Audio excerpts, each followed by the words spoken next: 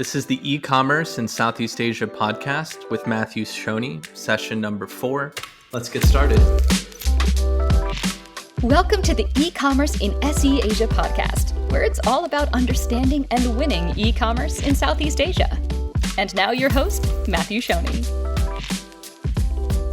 Hi, everyone. Thanks for joining us today. I'm very excited to welcome this week's guest, Josh Gardner. Josh Gardner is a well-known China e-commerce influencer and founder CEO of KungFu Data. Josh really knows his stuff about the Chinese e-commerce and digital marketing world and is recently relocated to Singapore with his family. So he's starting to dabble a bit in the Southeast Asia e-commerce world. Really excited to talk with Josh today about e-commerce in China. And I think you might be asking, China's not in Southeast Asia. Why are we talking about China? There's so much we can learn from the China e-commerce history and evolution because it's very closely connected to Southeast Asia, as I'm sure we're going to get into the details of. So welcome to the show, Josh. Thanks for taking the time to speak with me. Hey, thanks, Matt. It's an honor to be on the show. I really appreciate being invited. I know it's not your normal purview in terms of someone who's going to speak about Southeast Asia. But as you mentioned, I think, from what I've seen even so far, a lot of what's happened here and going to happen here has been and already did happen in a mature way in the Chinese market. And I think today, when we go through some of those insights, I think it'll be a very good session for people who want to plan their future in Southeast Asia, because I believe that is being defined in China, not just in e-commerce, but I think the entire retail industry is set to be defined in the Chinese market, and those things are going to migrate out. So we'll talk about that in detail during this session. But thank you again. I'm honored and looking forward. I couldn't agree more. So let's start with the basics. Tell everyone a bit about yourself and what led you to China. That is the biggest loaded question on earth. I mean, I don't even know where to begin that discussion. So I think maybe I tell a quick story. So my history in China is very long. So I began as a budding ethnographer in university. I really wanted to be an anthropologist, specifically an ethnographer. And I moved to China in 1995. And that is when my story began. So I began not as an expat employee or entrepreneur in the market. I actually began as an academic with a profound curiosity in people and culture and language, and honestly, what makes people tick, right? Especially these minorities in China that you never hear about. So I went and I lived all over China. I lived in Harbin, I was in Beijing, and then I moved to Yunnan, and that's where I stayed for a while and did my research. And I guess a bit about me. I mean, obviously, we all know what's on LinkedIn and my personal profile, but in the end, this is who I am, right? I was someone who was very intrigued with living and studying another culture and being a part of it in an immersive way. And I went all in on it, when I was in my late teens. So from there, we have I hate to say it, like a 25, 27-year track record of living in and out of China in some way. So I started in academics. Afterwards, when I graduated from university, I couldn't get a job because no one hires anthropologists, at least in the late 90s. And that's changed, by the way. I could easily get a job now as an industrial anthropologist for Google and some of the more progressive tech companies. But back in the day, it was really academics or bust, and there was nothing for me. So, but while I was studying abroad, I met some people, and typical story, right? Typical expat story. Got a taste for the life, really loved it, loved the challenge, loved the adventure, loved the language, loved the people, made tons of friends, and was forced to get a job, right? Like a gainful job. And so I ended up winning a job in a pool of applicants to get placed to Beijing as at first it was like sales manager and later general manager of North China for a shipping company. And that's how I ended up in the Chinese market and ended up in the business world. So those are the first steps. And then after that, everyone likes to hear like a China story, or I should say an entrepreneur story. So how did I get into business for myself? KungFu Data and e-commerce group is my sixth business. I had one job, and when I was in Beijing, and I hated it, right? This was late 90s, and my boss was really a very difficult person. and made my life miserable. And I really just didn't enjoy it. And at some point I thought, well, it can't be worse on my own. Right? Nothing's worse than what I'm going through now. And so I literally started my first company. And back then I was in sourcing. And from there, I went into all sorts of stuff. I ran a B2B exchange during the dot-com boom. I had a trading company and then a distribution business. And we were actually doing what is famous now, e-commerce distribution. I was doing that in 2006, right? That wasn't even a big deal, right? So I launched my own brand. I owned a category of domains and ended up building it into a brand and into a retail, what you would call a D2C brand now. So a D2C retail and distribution company. And eventually we carried other people's brands. Then we had the real estate meltdown in the States, which affected my business quite significantly during the retail and the housing boom meltdown. So I ended up exiting in 2012, and I, at the time, decided, I really want to get back to China. So I managed to exit, not the most gracefully, to be honest, but I did get out and went to China, and that's where I reconnected with two of my best friends. I went up to Beijing and said, "Hey, boys, what do you got?" This was in 2013, and here we are today. So I guess that's the beginning. You want to chime in real quick there? Yeah, no, I mean, it's a fascinating journey. I mean, 20, 25 plus years. I spent a little bit of time in China. I mean, the first time I was there, I studied abroad in Beijing in 2008. And that's when the Olympics, the Beijing Olympics were. And also that was, I think, most notably the year that Tmall launched. I fell in love with China, basically. And this was, China was growing 10% GDP growth rate a year. So it was really the heyday. I just fell in love with it. So I similarly, decided that, okay, I want to go get back in the middle of this thing. And my first job out of college was in Shanghai with a software development company. And we were working on the Walmart.com equivalent in China, and then Walmart ended up buying Yihaodian. I feel like I've seen quite a bit, but what you've seen across 25 years in China is really, it's amazing, so I think there's going to be some really, really cool stuff that we talk about. And then, so KungFu Data, so KungFu Data came about in 2012, 2013 with your friends.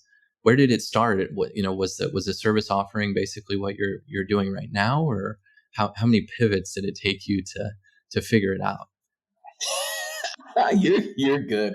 All right, so let's go back to that moment in time. So 2012, I come over for a look-see into China, and I said, this is booming, right? So you were there then. You remember the moment. It was just incredible what was happening in the digital ecosystem then.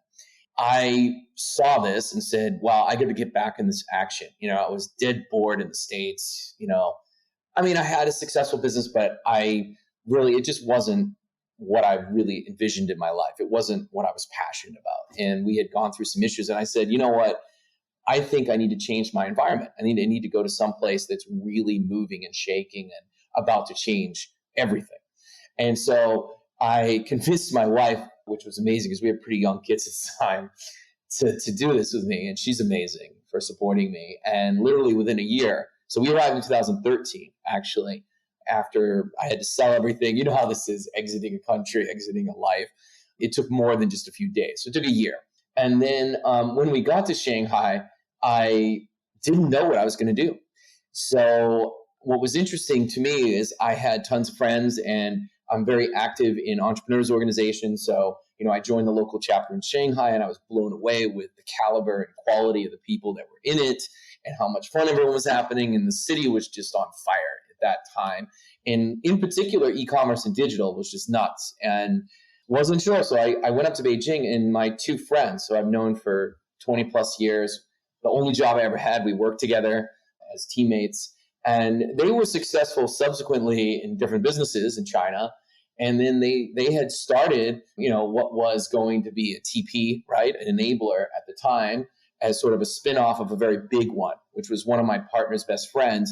And he's still, to this day, his business is still one of the largest TPs in China, one of the largest enablers. They were starting this, but when I saw what they were doing, I was like, God, this looks horrible, right? And I was just coming from years in the States where I was all about automation and having a completely online only business, not talking to customers, just having this autopilot sort of income stream model. I wanted to go into data subscription. And I saw the kind of data that was available in China. And we, back in the day when I was in the States, I was running so many AdWords campaigns, doing so much of what you would normally do in SCM and SEO in the States, buying a lot of media, doing a lot of affiliate marketing, all this stuff, and doing it at scale, but having no visibility into the performance of my competition, into brands, and understanding what's really happening. I was just doing it in the dark, right? You could see what it would cost you to sell or to convert, but you really had no idea what was happening with competition and benchmarking and this and that. And in China, it was the opposite. It was like, whoa, Alibaba's a naked beach, like Tmall and Taobao, you can see everything. And I was just blown away. And I'm like, why doesn't anyone know about this? And so that was when I said, all right, we're going to grab all this data, we're going to compile it in a visual way, and we're going to offer this kind of transparency and visibility to brands in the market. We launched this, and it was a complete failure. So I couldn't believe it. I only ever had one subscription client, okay? And it was a company that wasn't in China, right? Like having that visibility was only meaningful to someone not in China who wants to spy on a competitor or their distributor and kind of track what they're doing.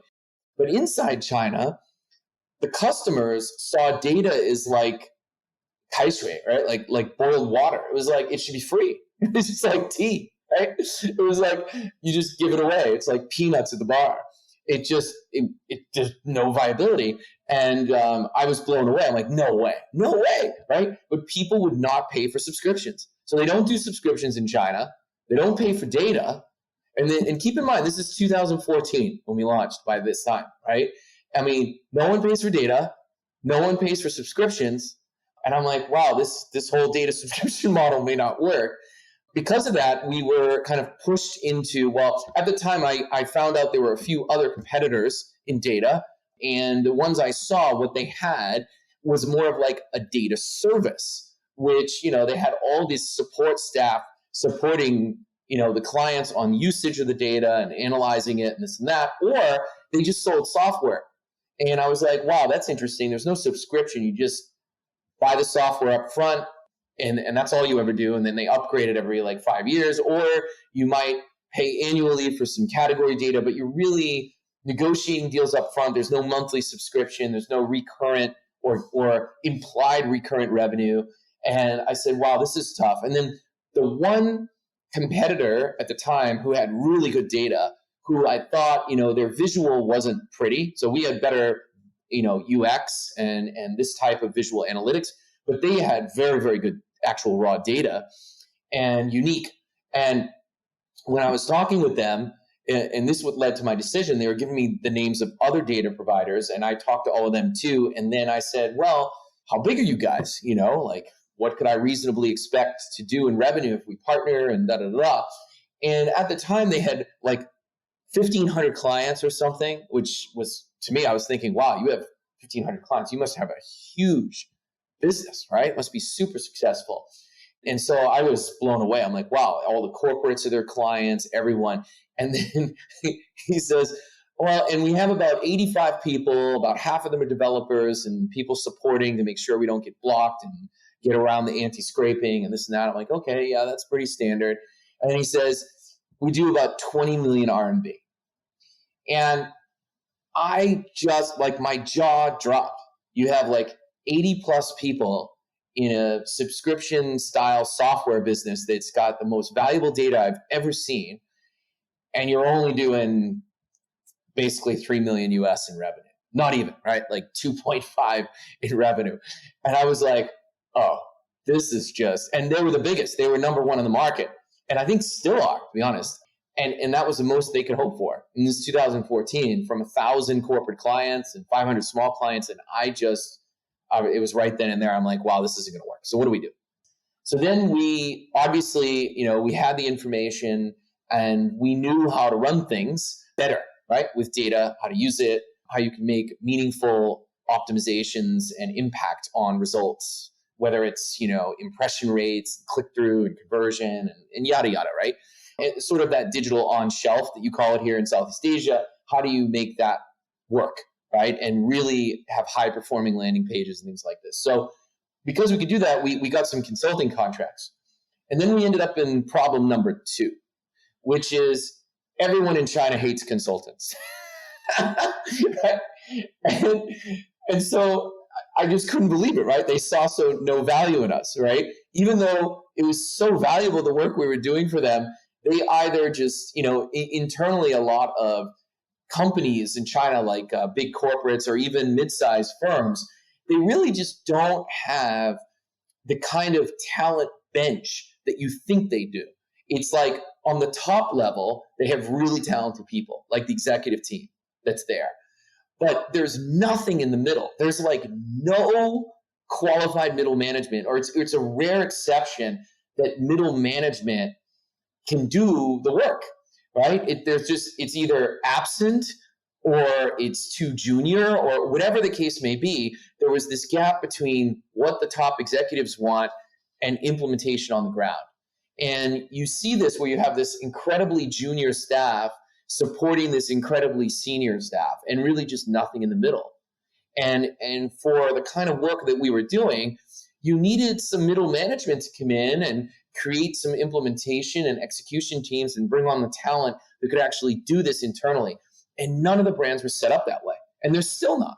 So when you look at it, it's like when someone launches China, unless they're like a big Fortune 5 and they have like 1,000 people in China, they're doing it in a huge way. They end up having a very small team, right? 5, maybe 10 people max, maybe 20. Or, all of those people are dedicated to physical sales in some way or traditional sort of distribution models. And then there's like no one in digital. There's like 2 people, right? And it's just not viable for those people to be able to do this kind of execution. So there was a huge gap. So the consulting started. Everyone was pushing us into it. And, we were doing that for better part of a year. I mean, we had some good contracts. We had Converse and Nike. We had Gap. We had a bunch of them, right? But it was thankless, right? They didn't want to pay us. I was just literally very upset about it. And then all of a sudden, one of my clients at the time, I'll never forget this moment. It's like late fall 2014. So we're about a year in, 9 months into the business. The data subscription failed. The consulting was teetering on the brink. I was just very frustrated, right? And we were sitting in his office, and I'll never forget this. And he's got his team there, and he had quite a successful business. It's an American company.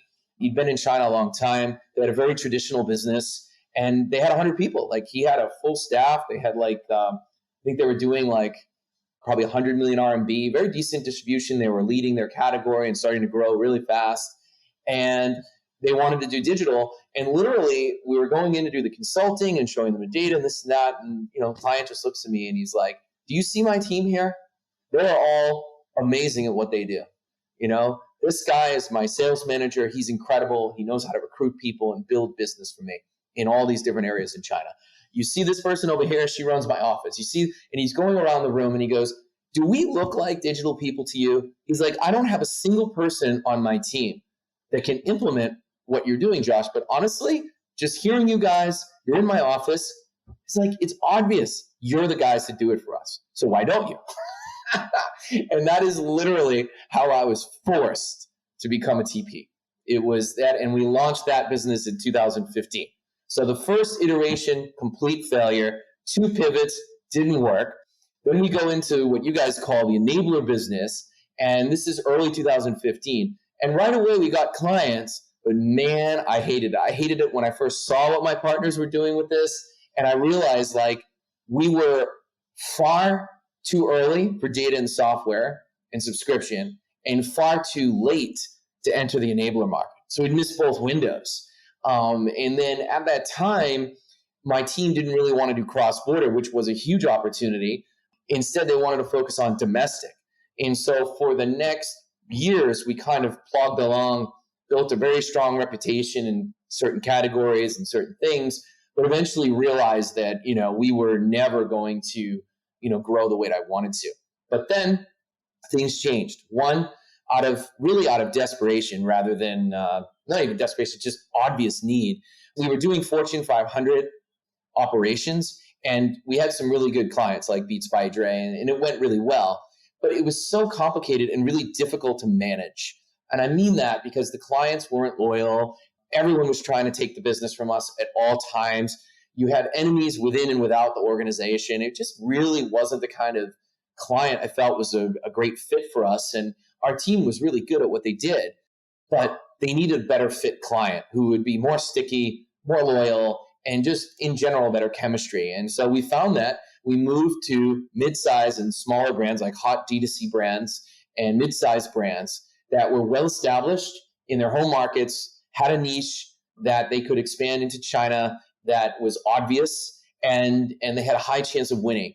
And even though their business isn't going to be $1 billion in China, they would be happy with a good business in China and something that's sustainable and growing. And we found that to be the case with European brands, right? They love specialty operators like us, and they love, in general, being reasonable and humble in terms of what they can achieve. So that match ended up working out for us, and then we started succeeding for the first time. And then fast forward a few more years, we had an opportunity to go into online brand development and distribution as the exclusive partner for some pretty awesome brands. The first project we took was so successful, it's just led to everything else. And now, like 70% of my revenue is from this brand development and distribution model. And, the TP or the enabler model is still a good portion of my revenues, let's say 20, 25%. And the original data consultancy, subscription stuff, there is no subscription. We have a nice, thriving data and advisory practice that just helps people not get screwed in the market, fix and fire, and set things up right. Because we became specialized in lifestyle and performance and fashion and things like this, we've managed to build a nice portfolio. We finally came out of that. I mean, there were so many years I thought we were going to fail. I mean, so many, over and over, try to sell the company, this and that. And now we're in a great position. We've grown 300%, I guess you could say, around, since 2019. And we have a lot of loyal clients who are now quite decent players in China. They weren't when we took over, but now, most of them are in the top 10, 3/4 in the top 5. And it's just worked out. And I wish I could say I had a crystal ball and a magic formula, but I think when we get farther into this interview, I think the audience is going to hear some of the things I have to say, and hopefully they'll learn from my mistakes, my experience, and be able to pivot into the market in a way that makes sense, and also apply the same logic outside China. So I'll say it now.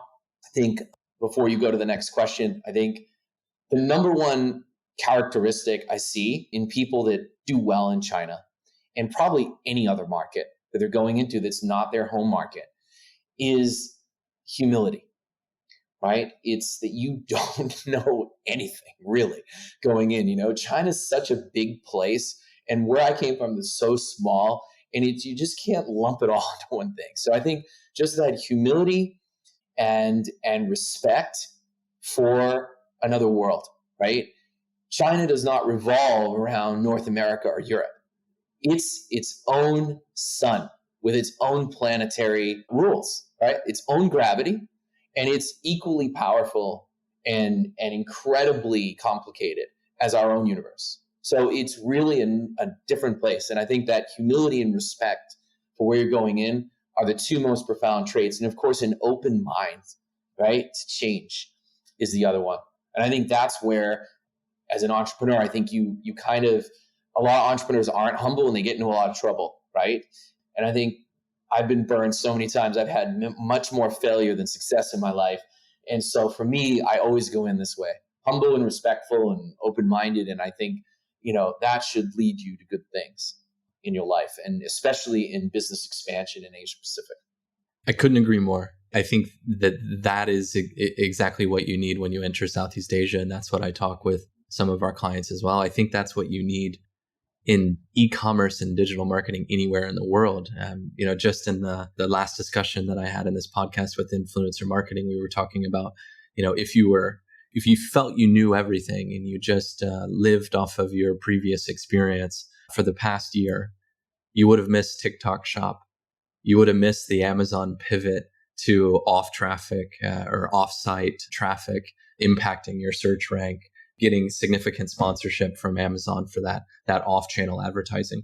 That wasn't even part of like the advertising mix in the Amazon world a year ago, right? So it's moving so fast, and I think China and Southeast Asia are just moving even faster, right? So a lot of cool stuff that you just took us through, but yeah, I think it's a wonderful overnight success story that took you 10 years, it seems like. So cool stuff. I mean, China e-commerce is so big, so I'm almost hesitant to even ask this question. But as a bit of a landscape, like what's happening in China e-commerce in 2022? Oh man, where do I begin? It's almost irresponsible to answer this question because I don't think I can cover it all, honestly.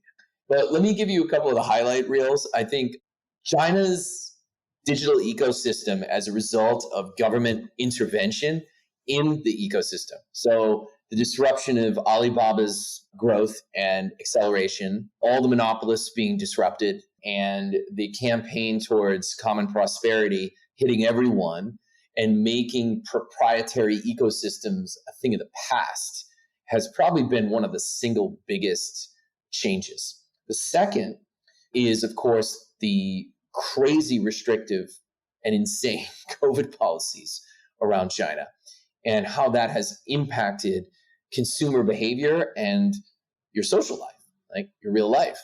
And we see that spilling into our results.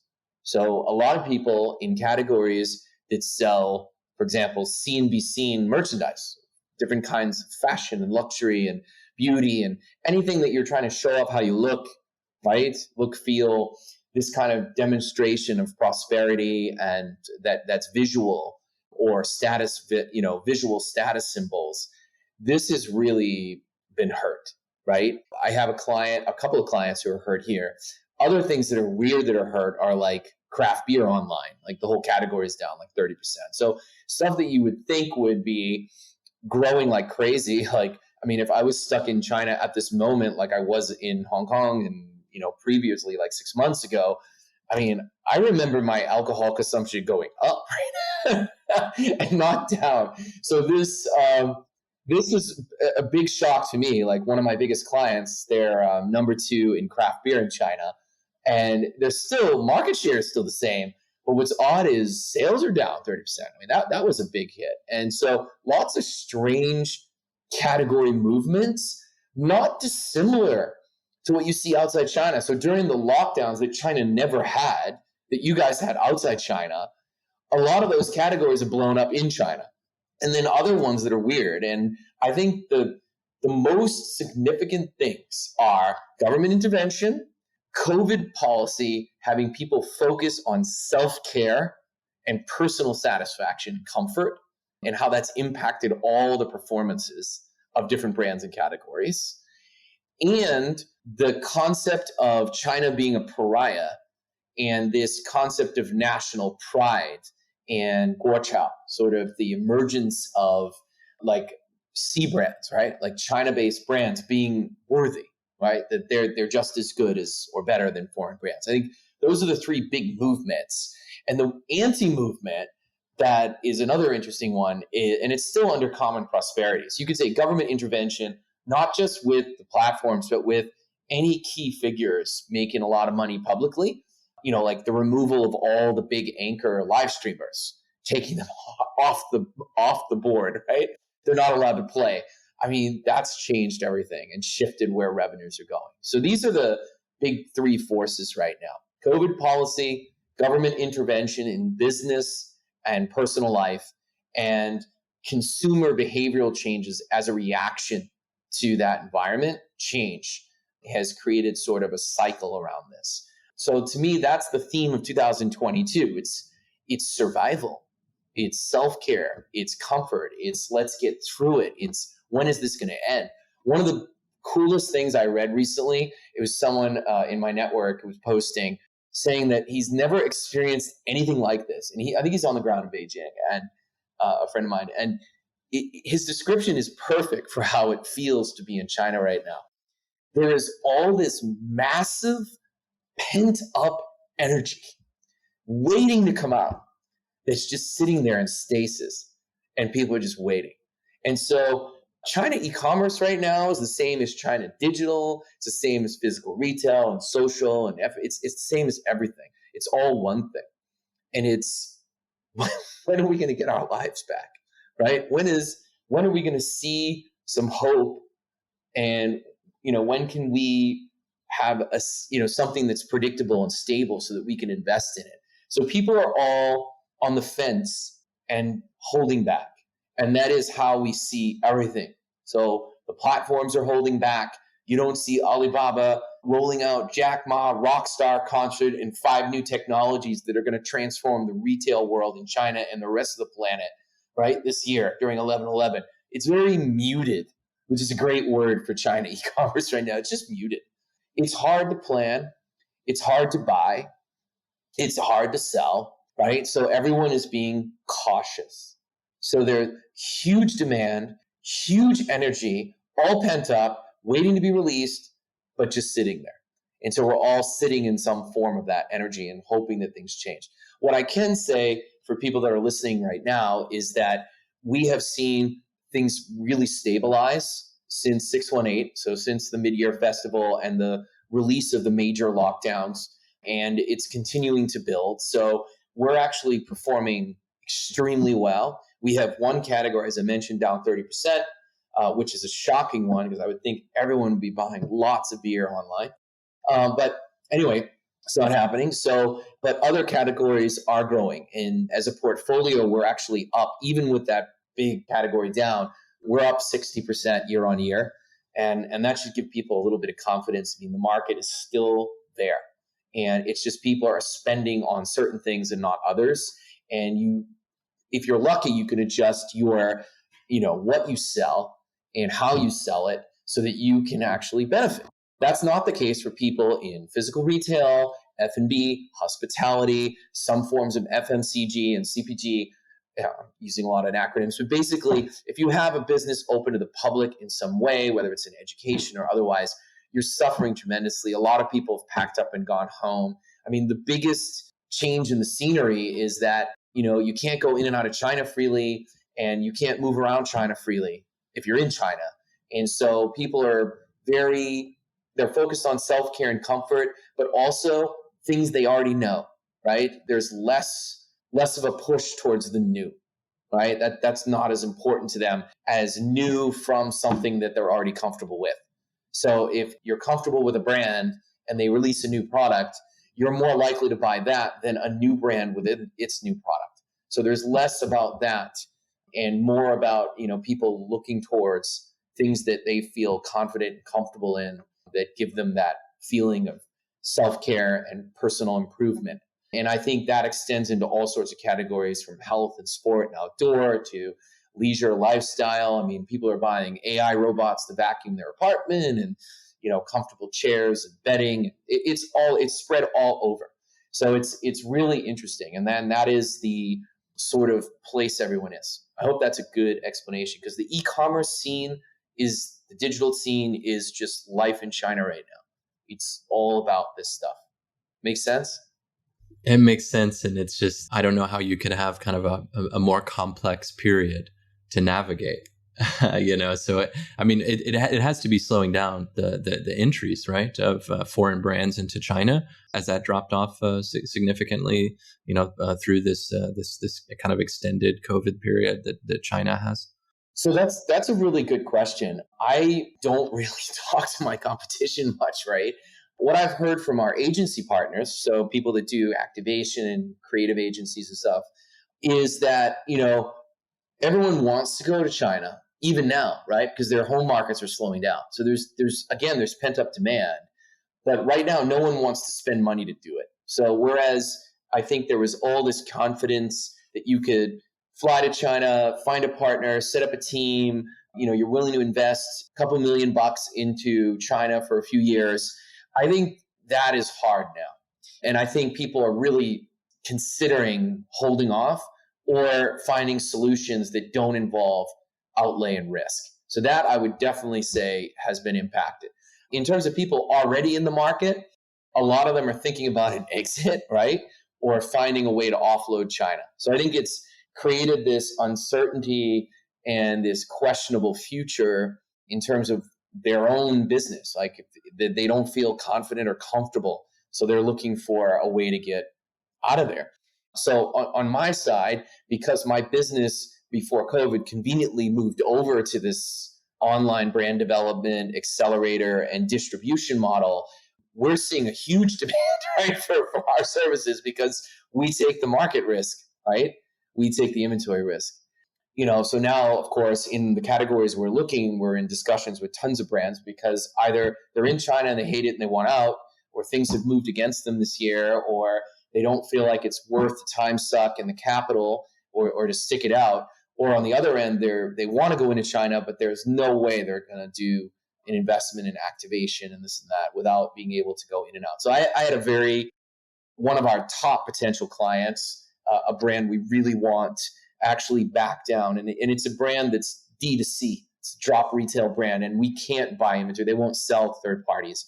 And so we still want it, right? Even on a services level. But they decided until China's borders open and they can go back and forth and open up a few retail stores to go with it and some omni experiential activations, that they don't want to do it. Even though they're already wildly popular in China, even though they have huge infrastructure, it's a brand owned by a bigger group of brands, and it's super hot in street fashion. But their executive team was like, yeah, we're just going to delay this. So again, it's back to even the foreign brands themselves are absolutely a part of this pent-up energy, right? The factories themselves, sorry, there's a big thunderstorm here. The factories are holding back. The orders to the factories are being held back. Brands are slow to move, or they're looking for no-risk models, or they're just going to stay in a holding pattern like this client I mentioned until they have some kind of hope that they can go back and forth to China and set it up properly. So this is really where I think everyone's mind is. It's not just people living in China, consumers, and people working for consumers and working at retailers. It's all the same. We're all stuck in this holding pattern, and we don't know if we can land the plane. In some cases, we're not even sure we can light up the runway, right? So a lot of people are just like, yeah, forget it, we're out. Let's just fly back. We can't see, we can't land. Others are saying, hey, we can see the runway fine. It's a little cloudy, it's a little messy, it's stormy, but we're going to be able to land the plane. And I think that's really everyone's thinking. Some turbulence. Do you land or not? And so there's some hesitation. And so the planes are all circling the airport, right? They're just not landing. They're waiting to see if there's another thunderstorm coming, if there's lightning, if it's safe. And I think that's where everyone's mindset is. So working with commercial directors based in Asia, they're far more confident. Some of them are even being very aggressive. Like right now, as a counterpoint, let's say you didn't have physical infrastructure in China, this is probably the best time to negotiate for it. I mean, mall operators, franchise partners, they're all doing rev share only, right? They're not even charging for the builds. So I have a client, Luxury, who's rolling out store after store after store because it costs them nothing, right? And they're going to really, on the other side of this, benefit incredibly over their competitors who held back or closed all their stores. So I see that sort of contrarian strategy working. I see an increase in omni integration because people with a big physical footprint have been disrupted. So having an omni solution is absolutely, it's not even a question, it's a necessity, right? The digital integrations and merging the worlds completely to protect your core commerce, your business, whether it's on or offline. I think that's a significant movement right now on the ground. And there's also a concept of just giving up on the public aspect, like things open to the public, physical spaces, and just doing digital for now and waiting for things to get better. That you could consider each one of these in conflict, but I see all of these strategies working for different people for different reasons. So there's no one right answer. And the scene has a huge variety of different strategies and activities, both from the brands and the operators and platforms and retailers, because everyone's just trying to survive, right? And find an angle that's going to work and be sustainable during this time period. That's fascinating. I mean, what doesn't break you makes you stronger, right? I think it's that's kind of what I look at. I mean, I've felt the impact just on the supply side. I own a couple of e-commerce brands, and now about 70% of my supply base is China. When I got started, it was 100%. But I'm still getting informed by factories that they're shut down, right? So I do a lot of seasonal products. In one of my brands, we do quite a bit of Halloween sales, and I had a factory tell me that they couldn't fulfill the full order quantity that I had requested because they had experienced a 2-week shutdown by the local government. So it's really interesting what's happening in China, and yeah, very, very, very challenging. What are some of the biggest misconceptions that you see people having when they enter China? You've worked with a ton of clients for many years. What are some of the things that you see over and over again that is going to result in failure? Yeah, that's the easiest question in the world to answer because it's unfortunately what we deal with all day long.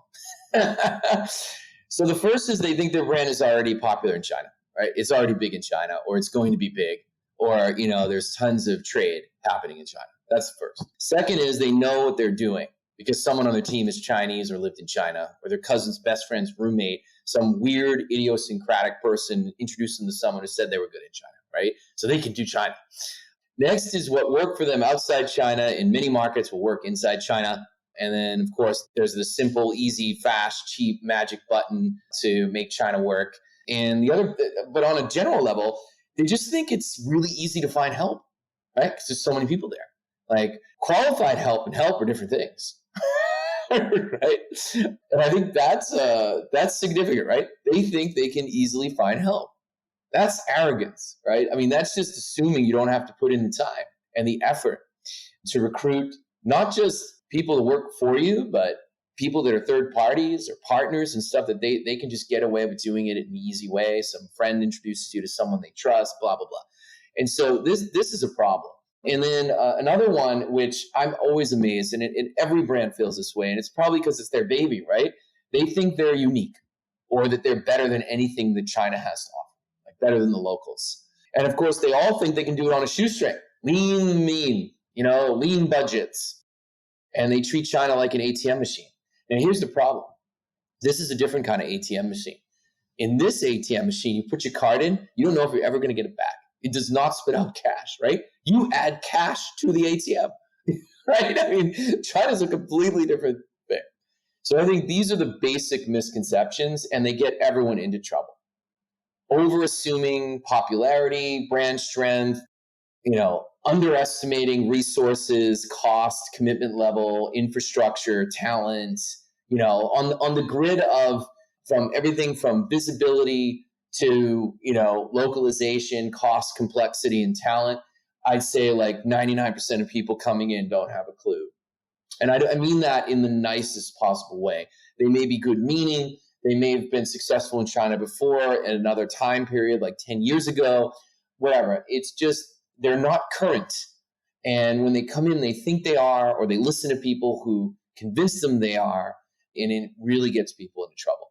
And our data and advisory department, they're like oncologists. They spend all day long giving good people bad news and then trying to cut out the cancer or fix it. And we can't do it all the time, right? You can't fix everyone. I mean, it's just not, some of these projects are just doomed. If you think about it as like a battlefield, I mean, it's like the Civil War in America, right? I mean, the land is riddled in the bodies, right, of fallen dreams and broken dreams of foreign hopefuls before them. And there's just millions of them. It's kind of upsetting that that's the case and that these misconceptions persist. But, the good news is you can change, right? Kind of like if you don't like your apartment or your house or where you're living, you can move. You're not a tree, right? And the same thing goes for your China team, your China project, your partners. You don't have to lock yourself into one thing, right? And I think people do. There are so many egos on the line. Projects get underwritten as a committee or a community, or, they have so many different voices involved, so many egos and jobs on the line, and it becomes political, and decisions are made that are not in the brand's best interest, but They might be in someone's best interest or a group of someone's within a company. And I think those sort of excuses people make for why they do things, it's crazy to me, and I hear it every day. I mean, I had 3 calls today before we had this, 3 different clients, 3 different calls, basically the same issue, right? What misconception? Well, this one was that this big famous partner that they hired was going to do an awesome job for them. And to me, I always take that as the opposite. Well, let's see. Your brand for them, it's not Nike, right? So they've got all these big brands. They're going to spend all their time on customers that drive revenue to them. It's a very natural thing, right? And your brand is nothing to them. So you're not going to get any service. But that to me is an obvious thing. So they hire a big company that's so big and so strong, but not a good fit for them. Their size, their market, their brand, their category. Instead of hiring a specialist, they hire a big generalist that looks good on paper, but obviously, from my standpoint, is going to be a failed partner. So that these kind of decisions, they're expedient and they're just made like it's water, right? Like you're at the water cooler and like, oh, we're going to hire these people, or hey, we're going to go this way into China, or oh, we're going to do cross-border. Cross-border is only good for like 2 categories, right? Everything else, you want to be domestic, right?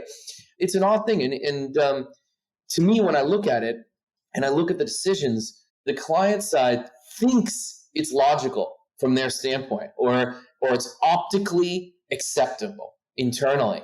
But those optics, for someone on the other end who's looking at this objectively, saying, hey, is this strategy even viable? Like, does this make sense the way they're setting up and going in here? From our stance, they look insane, right? These decisions look like a sociopath made them, right? Because there's just too many people involved and too much on the line. So what you end up having is a compromise that just doesn't work. And the whole lack of understanding around it, and including how to build in the market and what to commit, really gets people into a lot of trouble. I'm saying that in very general terms because there's so many misconceptions that can get you into trouble. And I've by no means exhausted the list, but I've seen it all, man. I've seen people who are introduced to someone who spoke well, and as it turns, and they hire this guy, give him a 5-year contract, and then later find out he's like an arms dealer. Like, this is a real story, right? And they want to fire him because he's not good in whatever, beauty. But, I mean, you can't fire a guy who's an arms dealer and kill you, right? Like, I've seen people get into every situation you can imagine in China, right? And China is a high-risk market because most people going in have truly a low level of understanding of what needs to happen to make China viable. Even the conditions for success are not well understood. And that's really where people get into trouble. And that can be across their organization, internal, external, could be the brand itself, could be the products, could be anything, right? They far underestimate competition. They way overestimate their brand's appeal, their product quality, technology, which has all been either replicated or made better in China by local competitors for half price. I mean, they just don't get it. They even forget, they don't register their IP properly. They don't pay attention to the detail in this endeavor, right? Like the amount of rigor that you have to put into building what I call a defendable position, right? It requires serious action and management on an active basis to protect yourself and build a platform that allows you to grow sustainably over time with a healthy P&L. Now, if you look at most brands in China, they may have a break-even P&L, and then you ask the commercial director, hey, let's write off all unsold inventory at the end of every season or every year. Every single one of those break-even or positive P&Ls turns to negative instantly, right? And that should tell you how things are run in China. For the most part, no one makes money. It's hard to make money, or the scale at which you make money is so big, that wall that, depending on the category, that you really got to be prepared to understand the bell curve around success and what success means. So instead of working on P&Ls, what I tell people to work on is category leadership. Can you be a top 5 brand in a subcategory or multiple subcategories? The answer to that question is everything. Because everything you do down the line to get that leadership position is about building an unfair advantage. And that is the secret to foreign success in China. Brands that do that win. right? Like I said, 3/4 of our brands are in their top 5 in their subcategory at the least. Most of them are top 10 in bigger categories, right? But they didn't start that way. And that's because it's not like status and success in China. It's not a birthright. Just because you're famous outside China doesn't matter, right? Building unfair advantage and defendable positions in China is a process. It is hard earned. Make sense? I love listening to you talk about China, Josh. It's it's just so much information, and I mean, you've been living it and battling it. I'm sure the audience can feel the energy and passion that you have, and it's obvious that that's translated into some business success for you.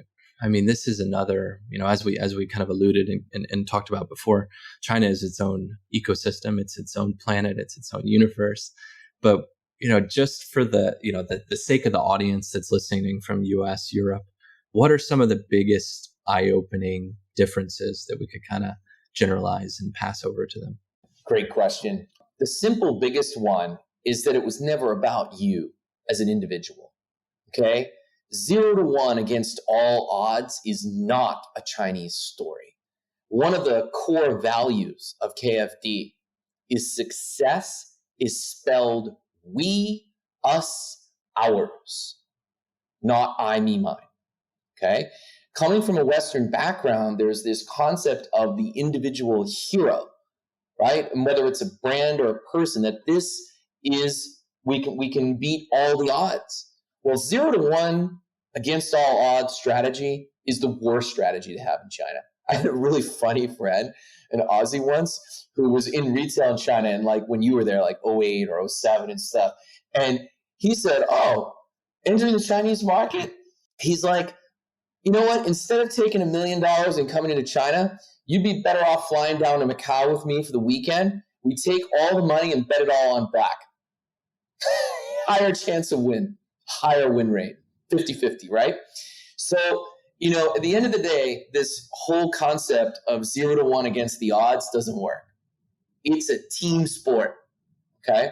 And that team is going to span all sorts of disciplines and all sorts of components that need to be in place to make China work. That's number one. The second is it's a second advantage mover market, second mover advantage. What does that mean? It means when I look at like all these commercial platforms like Tmall, Taobao, Jingdong, Douyin, all these places, this isn't blue ocean, okay? All the traffic is branded or owned by brands, owned by the biggest brands or owned by the biggest brand stores, okay? So it's a second mover advantage market. And what that means is people don't search for things.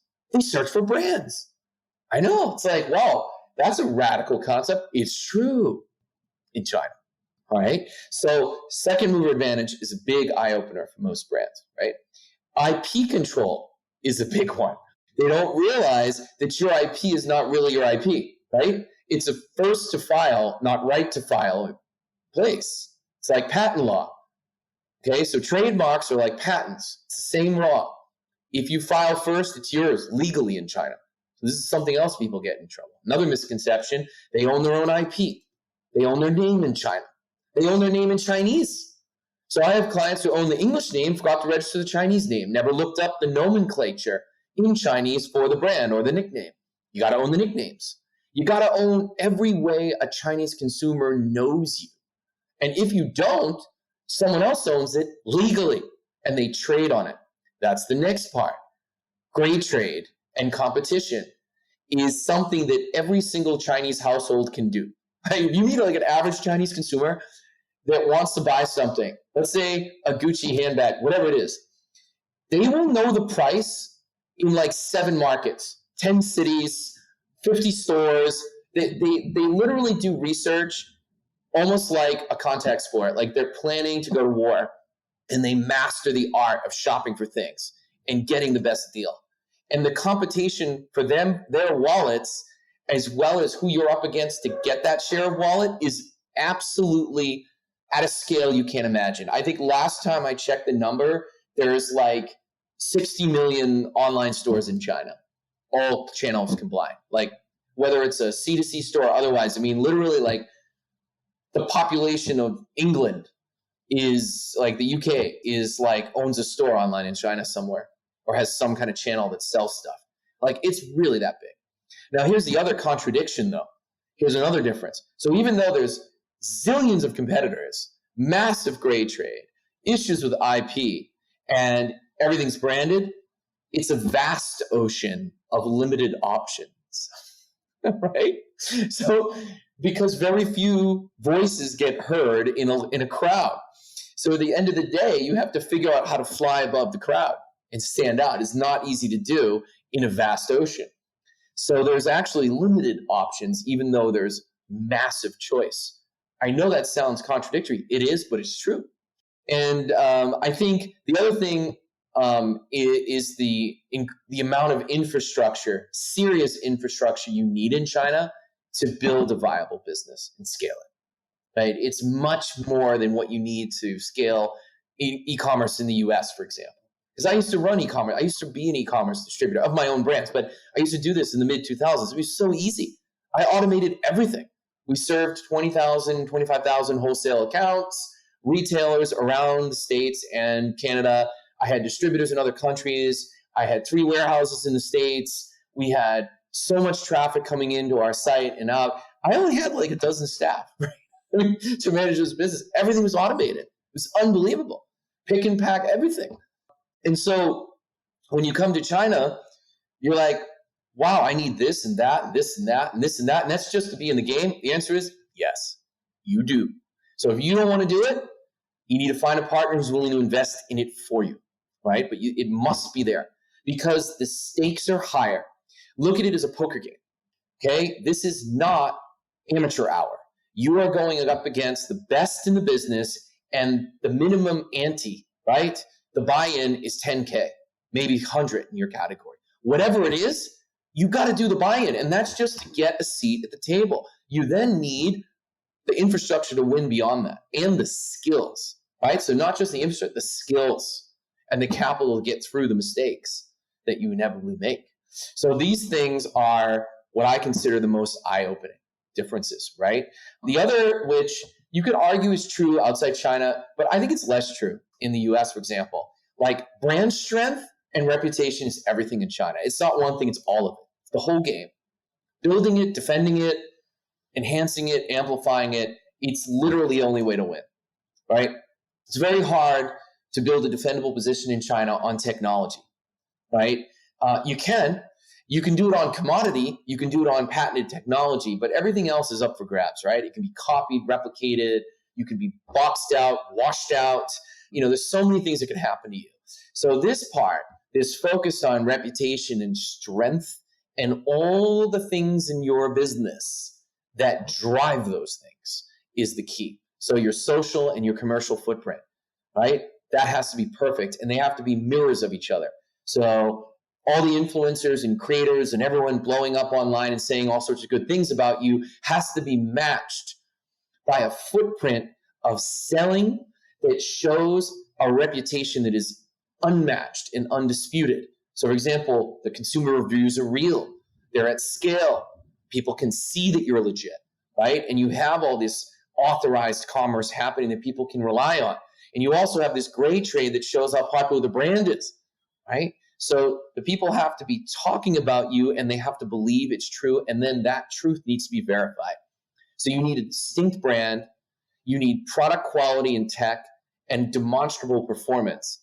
And those things, if you don't have those things, you need to invest in them heavily because that's the biggest eye opener. Like people think they could just launch a private label brand in China or a new D2C and then they come in and I'm talking to this super hot startup.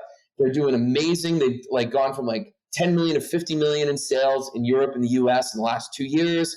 They go into China and they're selling 30, 50,000 bucks a month, right? And they're like, what the hell is going on here? And they don't understand it because they don't want to invest in that infrastructure to grow. But you have to pay the ante. You are not fishing in a small pond where you can cast to the fish from the shore. This is a very large ocean, and you need a boat with sonar, right? You need fish finders, you need professional guide, and equipment that can get you out to the schools of fish. because you can't catch tuna from the beach with carp bait and cane pole. Just not going to happen. Just not. So that's where I think people fall apart, right? Those differences right there. Make sense? It's awesome. Absolutely. So you've been in Southeast Asia for, when did you relocate to Singapore again? How many weeks ago? I got here on August 1st. So 2.5 months. August 1st. And I know you've been super active talking to, different folks, different brand agency side in Southeast Asia, getting acclimated with the scene. For the next question, what would be kind of your one piece of advice that you would give e-commerce startups or incumbent brands in Southeast Asia, maybe as it pertains to your experience in China? Yeah, I mean, my biggest piece of advice here is to pay attention to what's happening on the ground in China.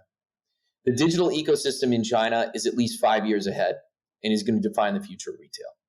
Most of what's happening right now in Southeast Asia was already mature in China in 2011, 12, 13. Like, it was already at scale. And it's just really emerging here, which is really cool, right? So if you know that, right, and you're coming in, learn and integrate the most promising parts ahead of your competition here, right? And anyone who does this is going to have a huge advantage over those who wait. So in my world, for example, what you guys call the enabler world, right?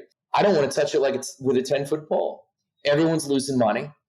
There's not enough scale in the revenues, and the channel complexity to manage it is insane, right? By country, by even within country, the amount of channels you need to do to have revenue at scale to make money as either a partner of brands or a brand itself is incredible. And that alone is going to evolve, right? Just looking at that. And the partner pool here, brand partner pool here, is a big mess, right? It's not well regulated. It's thankless across the, country to country, channel to channel. You just don't know where to go. There's no auditing of performance or, who's the best. You have no idea. It's very idiosyncratic how people set things up here. And it looks so much like what I saw in, 2012, 13, where it's not the time to enter. So I'm not even going to touch it with a 10-foot pole, right? It's not ready for me. So this is the kind of stuff I'm seeing. And so what I would suggest to everyone else, look very, very closely at China.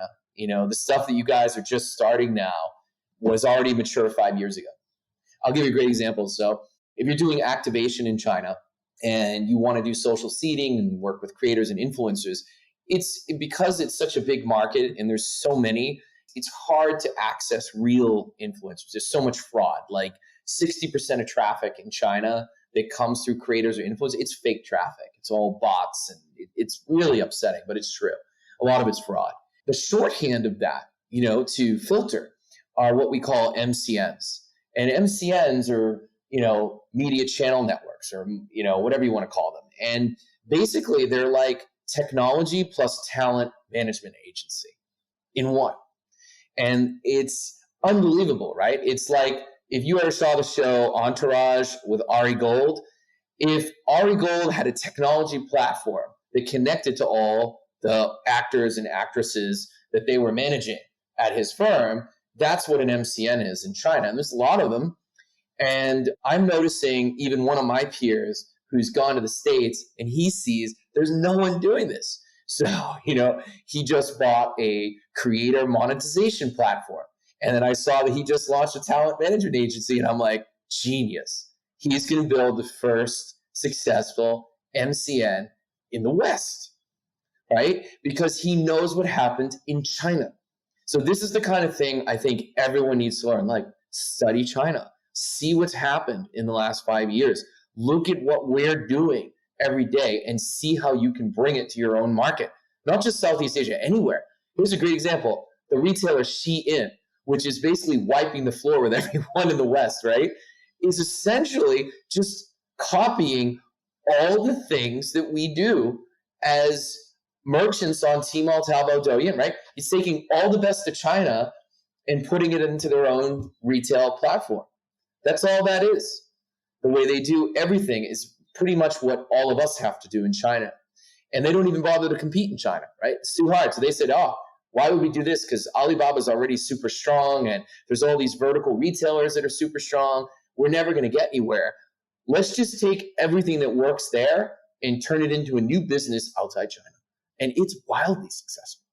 So I think this idea of learning from China and mapping what makes sense for you as a brand or as a business leader or as a vendor in the market and bringing it in is a stroke of genius. And I think the vast majority of people will remain ignorant of that and not take advantage of it. So I always used to tell people when I moved to Hong Kong many years ago, I was like, every time I go to Shanghai, it's back to the future, right? Because Hong Kong's living in the past, right? So I'd get off the plane in Shanghai and everything's like 20 years ahead. And it's the same here.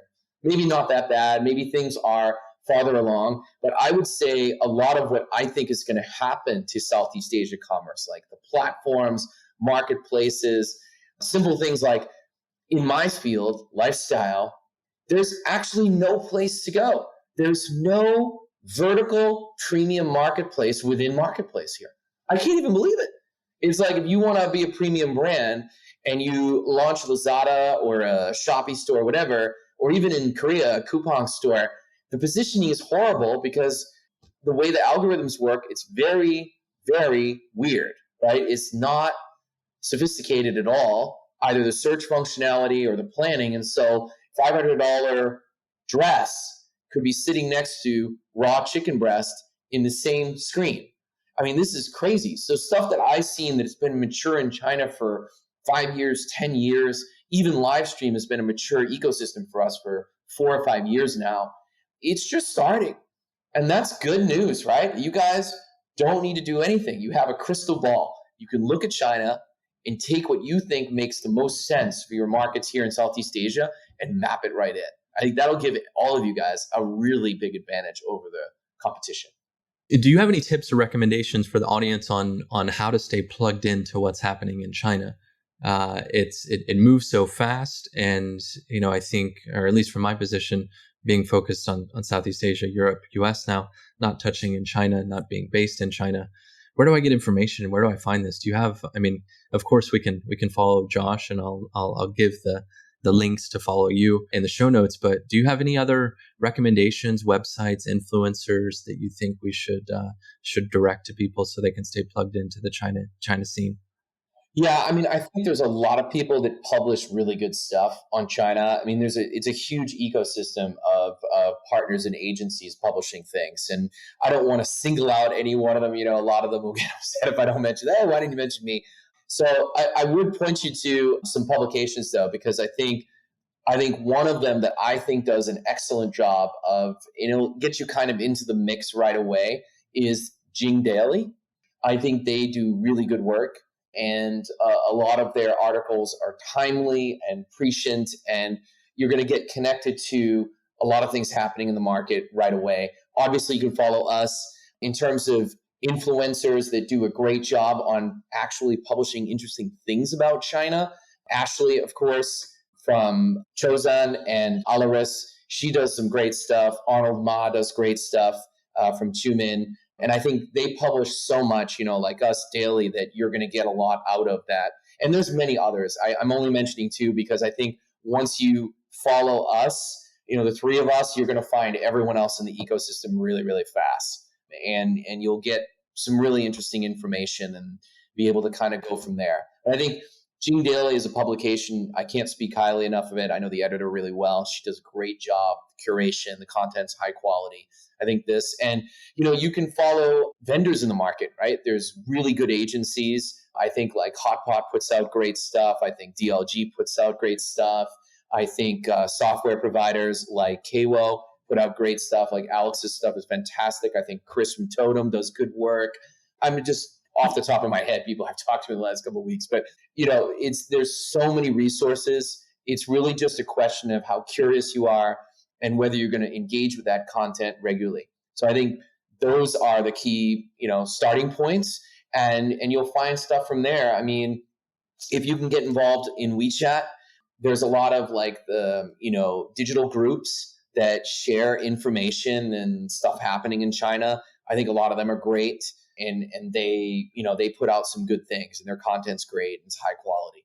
So I think this kind of stuff is the way to go. And, in general, try to pull as many reports as you can. we share a lot of them. And when you see all the people we give away, you can also follow them, and they'll be covering China as well. So it's like if you just follow us, we do so many giveaways. You're going to see who's putting out the best reports. I mean, some of the market research firms do great work. Coresight, when they cover China, is excellent. Dashray Consulting does great work. I think Walk the Chat puts out good things. Everyone's publishing, right? So you really just need to be active and engaged and follow as many people as you can, and see whose content appeals the most to you as you go through the market, as you want to learn, right? And there's so many resources out there, really. There's tons of stuff on China, especially the digital ecosystem. So many agencies publish really good stuff. Last question, Josh. Where can listeners find you online and get to follow you and continue learning about China after this podcast? So I think that the best way to start, obviously the two simplest, is to add me on LinkedIn. We publish 360 days a year, all different stuff, high variety, high quality. It's going to cover a lot of the ecosystem. It's all free. As you know, my business is online brand development and distribution, helping people not get in trouble in China and get them out of trouble if they're in it. And because of that, and because of our category specialty, the rest of it is really just to fill the mission of the company, which is to help brands thrive there. So really all the content is free. You can get some of it on our sites. The longer content is there, but I actively encourage you to follow me on LinkedIn. Check our site for all the publications you can get there, and actively attend any of our events. We're rolling out a branded event series where we're doing one online and one offline event here in Singapore in person, but the online will be available to everyone in webinar format. And we cover a lot during those events, right? It's more like keynote plus sort of fireside chat with Q&A, and we open the mic to everyone and I answer questions and provide data information. So I think, reach out. My team is very helpful. Everyone's trained to be open and humble and helpful and respectful and try to get people on. We don't sell food, as an example. So, I know, and my team knows some of the better partners there. So someone recently reached out, was at our event, said, hey, can you help me find a partner? The people we're working with are screwing us, blah, blah, blah, blah, blah. And this kind of conversation is going to happen over and over and over again all day long here. So again, reach out for help. We usually do the best we can to connect people to resources, information, and talent to get them into China in a way that's safe and meaningful. So that's basically what we do, right? I can't thank you enough for joining today, Josh. This has been such an awesome podcast. I've learned so much, but I still know nothing about China. That's my takeaway. Thanks again for joining. And for the listeners, I'm just going to put together a bunch of hyperlinks that Josh referred, and you can follow Josh on social media. Please just check the show notes. Thanks so much, Josh. Thank you, Matt. I really appreciate it. Thank you for having me. Thanks for spending your time with us today and listening. I hope you learned something new that will help your business or your career. For new listeners, please find all the resources, links, and show notes at splitdragon.com/podcast. And if you want to continue the conversation and connect with other e-commerce leaders in Southeast Asia, join us in our Discord community. The link to the community is in our podcast page, splitdragon.com/podcast. This episode of E-commerce in Southeast Asia is sponsored by SplitDragon. SplitDragon offers technology and professional services to help brands, agencies, and sellers enter, launch, and grow their online sales channels in Southeast Asia. If you're just getting started, you can use SplitDragon tools like Shopee's sales database or Lazada sales database to understand current product sales volume. And if you're already selling, you can use tools like competitor intelligence and search rank tracking, financial management, and A/B testing to grow your business. Additionally, SplitDragon's professional services has helped large global brands like Unilever, Laneige, and HP, as well as small startups win in Southeast Asia marketplace e-commerce. From advisory and consulting to custom data analytics to running paid ads to launching new products, SplitDragon can help grow your online sales in Southeast Asia. If you want to use data to grow your e-commerce business without the guesswork, please visit our sponsor, splitdragon.com.